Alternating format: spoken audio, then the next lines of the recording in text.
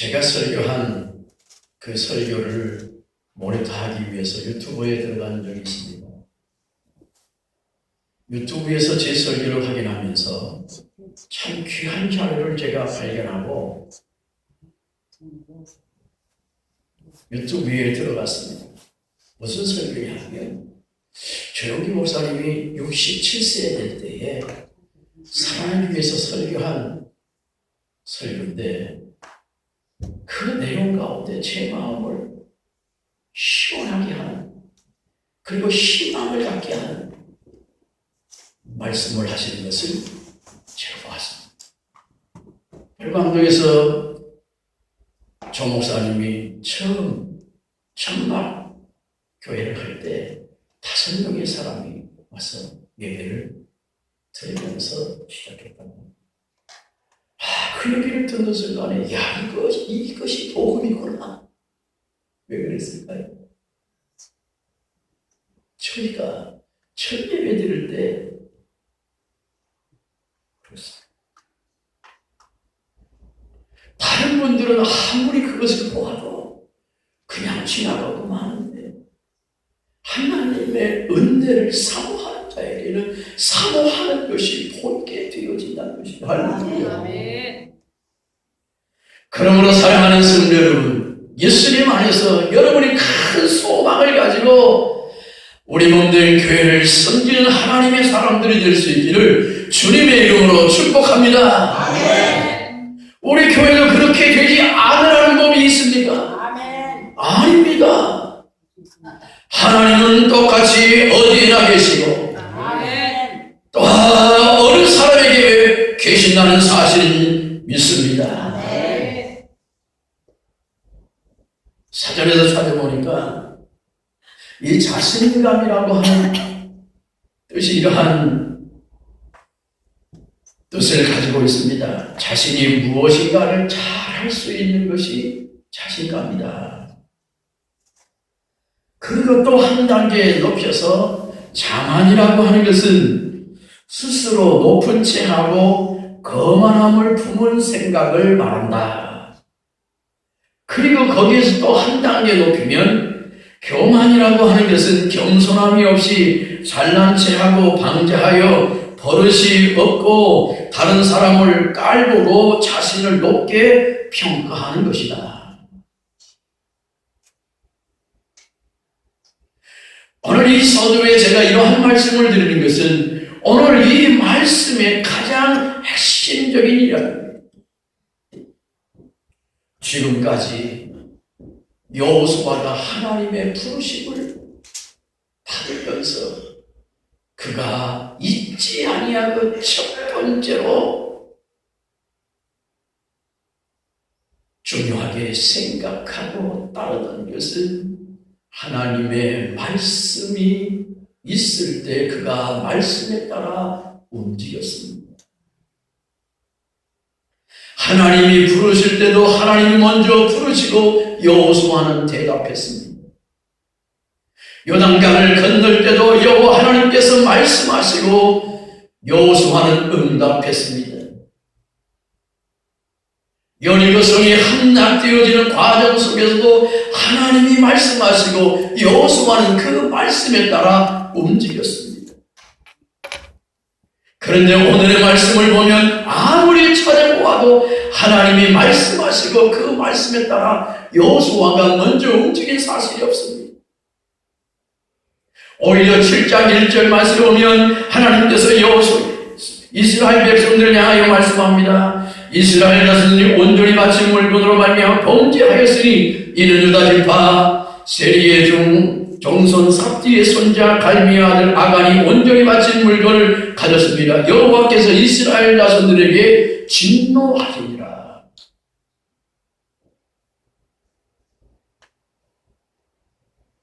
하나님의 진노가 지금 진행되어지고 있는데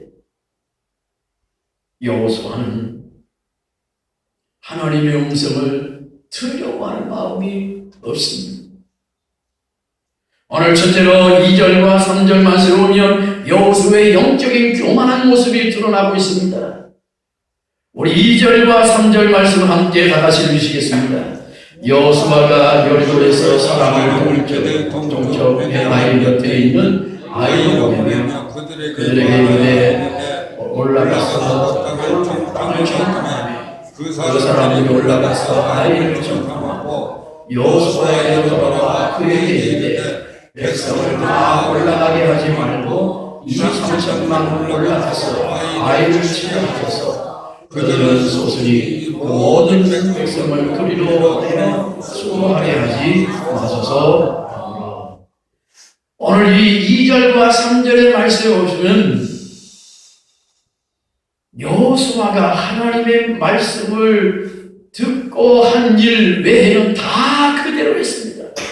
그러나 하나님이 말씀하셨다는 그 말씀이 없었다는 것입니다. 평소에 가장 중요하게 생각해야 할 것을 빼어먹어 버렸습니다. 그렇습니다. 오늘 이 말씀을 생각하여 저는 하나님 앞에 때로는 탄식하며 기도했습니다. 하나님, 제가 그럴 때가 많은 것 같습니다.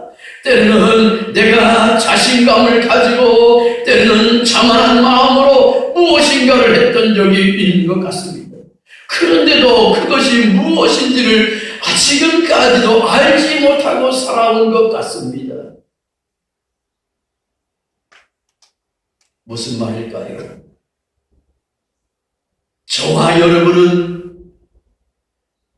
여호수아가 평소대로 하나님의 음성을 따라 하나님의 뜻대로 삶을 살았다고 생각하는 것처럼 저도 여러분도 나도 하나님의 뜻을 따라 살아왔어 라고 생각하지만 그 속에는 오늘 말씀처럼 여호와 하나님께서 말씀하시는 그 말씀이 없는데도 불구하고 내가 자신감이 넘쳐서, 내가 자만하여서, 내가 교만하여서 내 멋대로 살아오고 하나님 내가 하나님의 자녀로 살아왔는데 내 삶이 왜 이렇게 되었습니까? 라고 어리석은 질문과 통곡과 하나님 앞에 기도하는 우리의 모습을 살펴볼 수 있는 것입니다.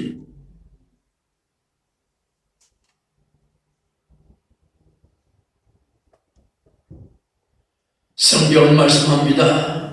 교만은 패망의 성공이요 넘어짐의 앞장이라고. 교만한 마음은 먼저 생각으로부터 옵니다. 그리고 그 사람의 마음을 통해서 오면 알 수 있습니다. 그래서 우리는 개인적으로 대화를 해보면 이분이 교만하구나, 이미 교만한 마음이 들어갔구나라고 하는 것을 우리는 짐작할 수 있는 것입니다. 두 번째로 그 결과는 오늘 5절 말씀에 보면 애매한 억울한 36명의 이스라엘 사람들이 죽고 맙니다. 더 심각한 상황은 5절 마지막 절에 보면 백성의 마음이 녹아 물같이 된지라. 여리고성을 함락할 때 그 믿음으로 충천하고 그리고 사기가 충천한 마음이 물같이 사그러졌다는 것입니다. 모든 것은 영적으로도 사기가 충만해야 되는 줄로 믿습니다. 그러므로 사랑하는 성도들은 우리가 어떠한 상황 가운데서 예수님으로 말미암아 영적으로 사기가 충만한 하나님의 사람들이 되기를 주님의 이름으로 축복합니다. 그런데 지금의 상황은 도무지 이제는 무엇을 할 수 없는 상황이 되어져 버렸다는 것입니다. 하나님의 말씀이 없이 시작한 전쟁의 결과라는 것입니다. 자신감과 자만과 교만의 마음이 어떻게 되어지는 것을 하나님께서 이스라엘 백성들에게 그리고 여호수아에게 명백히 보여주는 사건이었습니다. 그리고 세 번째로 한 사람의 교만함이 사람을 죽이고 온 이스라엘 백성들의 마음을 물같이 녹였다는 또 하나의 말씀입니다. 그런데 우리 하나님은 그 상황 가운데서 그 책임을 한 사람에게 묻지 않고 있다는 사실입니다. 이 말씀은 굉장히 중요한 말씀입니다. 이 말씀을 한번 적용해 보십시다. 가정에 적용해 볼까요? 아버지가 무엇인가를 잘못했습니다. 그런데 아내와 자녀들은 아버지가 그렇게 해서 아버지 때문에 그렇습니다. 사실입니까? 아닙니까? 사실입니다. 그러나 하나님은 그 아버지로 말미암아 되어진 것을 가족에게 다 집단적으로 책임을 묻는다는 것입니다. 여기에 하나님의 엄청난 진리가 숨겨져 있다는 것입니다. 하나님의 사람들은 수백 명, 수천 명이다 할지라도 그 사람들은 하나님 안에서 하나 같은 마음으로 같이 움직여야 된다는 사실입니다. 하나의 공동체가 되어져야 한다는 것입니다. 그러므로 아버지가 잘못되어진 상황, 어머니가 잘못되어진 상황, 우리 모두가 가족이 잘못함으로 인하여 되어진 것으로 알고, 내가 아버지를 위하여, 남편을 위하여, 아들을 위하여 하나님 앞에 더 기도하지 아니하고 자녀들을 위하여 더 기도하지 않음으로 말미암아 되어진 사실을 인정하고 하나님 앞에 나아가는 하나님의 사람들이 될 수 있기를 주님의 이름으로 축복합니다. 그리고 더 중요한 사실은 한 사람의 지도자가 얼마나 중요한지 모릅니다. 이 나라에 새로운 대통령이 세워졌습니다. 여러분 가운데는 그분을 선택한 분도 계실 것이고 그분을 찍지 않으신 분도 계실 것입니다. 그러나 이제는 그 문제가 아닙니다. 내가 찍었기 때문에 문제가 아니고 내가 찍지 않았기 때문에 문제가 아닙니다. 어쨌든 하나님이 세우셨다고 하는 사실 우리는 가져야, 그런 마음을 가져야 합니다. 그리고 기도해야 됩니다. 누구를 위해? 이 나라 백성을 위해, 그리고 여러분 자신을 위해서 말입니다. 이것이 하나님의 생각이요 하나님의 마음이라는 것입니다. 아멘. 세 번째로 하나님께서 여호수아에게 말씀합니다. 어찌하여 이렇게 엎드렸느냐. 10절 말씀입니다. 여호수아가 6절 말씀에 오면 옷을 찢고 이스라엘 장로들과 함께 여호와의 궤 앞에 엎드려 머리에 티끌을 뒤집어 쓰고 하나님 앞에 이 상황이 어떻게 된 겁니까? 라고 묻습니다. 여호수아는 그래도 좋은 지도자입니다. 실수를 했지만 왜 좋은 지도자일까요? 상황이 이렇게 된 것을 가지고 누구 앞에 나갔습니까? 여호와 하나님 앞에만. 며칠 전 유튜브를 통해서 보다 보니까 유명한 무당이었던 분이 예수를 믿고 간증하는 것이 있더라고요. 그런데 그분의 간증을 보니까 거기에는 뭐 장로님도 무당 찾아온 분들도 있고 권사님도 무당 찾아온 분들도 있고 그래도 감사하게 목사님은 없더라고요.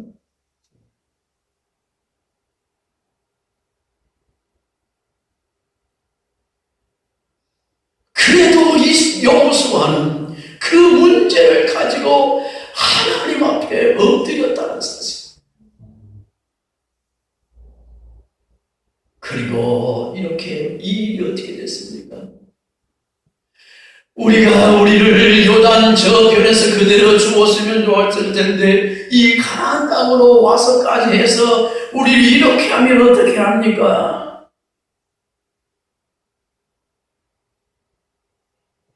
하나님 앞에 엎드리니까 이제 하나님께서 말씀합니다.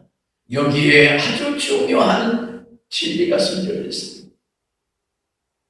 우리가 잘못이 있고 허물이 있지만 하나님 앞에 엎드리면 하나님이 가르쳐 주신다는 사실입니다. 네. 여러분 엎드리세요. 6월부터 7월 14일까지 여러분은 온전히 하나님 앞에 금식하며 엎드릴 수 있는 기회를 하나님이 주신 줄로 믿습니다. 네. 그 기회를 놓치지 마세요. 하나님은 우리에게 기회를 아무 때나 주시지 않습니다. 여호수아처럼 엎드릴 때 주시는 하나님이십니다. 하나님 말씀합니다. 하나님 앞에 드려야 할 물건을 너희가 명령대로 여리고성이 무너지면서 다 불살라버리고 없어버리라고 했는데 그것을 가져가지 않았습니다.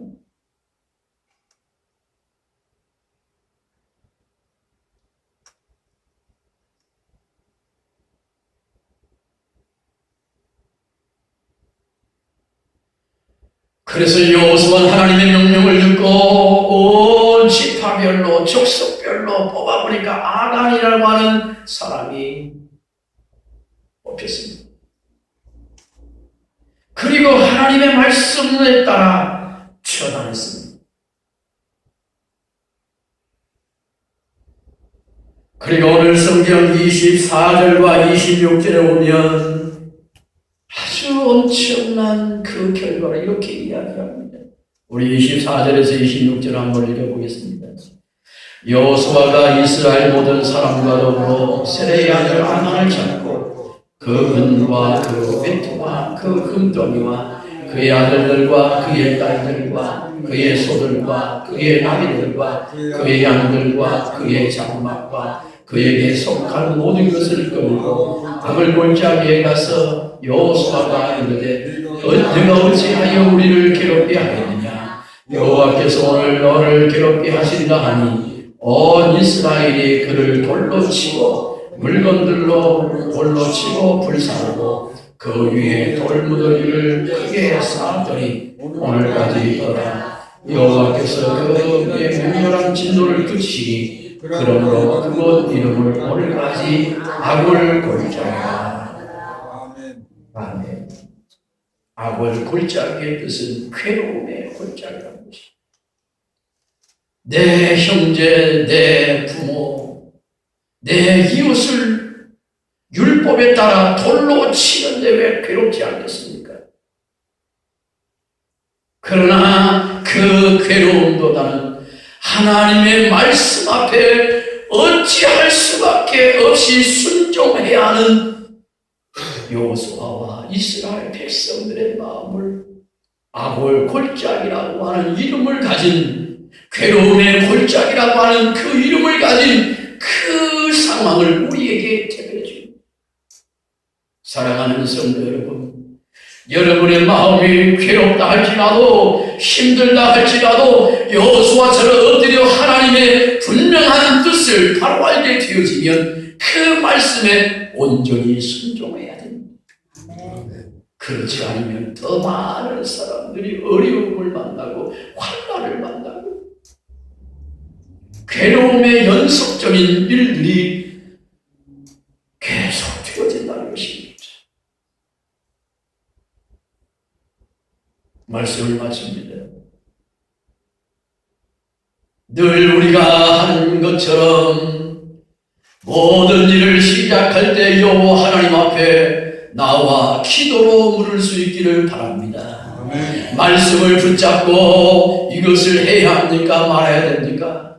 하나님 앞에 묻고 시작하는 하나님의 사람들이 되기를 바랍니다. 아멘. 자신감과 자만과 교만은 여러분을 실패의 구렁텅이로 밀어넣을 수 있습니다. 그리고 더 이상 저와 여러분의 인생 가운데 아골 골짜기라고 하는 괴로움의 골짜기라고 하는 일들이 우리 안에서는 없어야 될 줄로 믿습니다. 아멘. 하나님의 은혜가 우리에게 모두 함께 하시기를 주님의 이름으로 축복합니다. 아멘. 오늘 말씀을 생각하시고 우리 다 같이 합심으로 하나님 앞에 기도합니다. 오 할렐루야.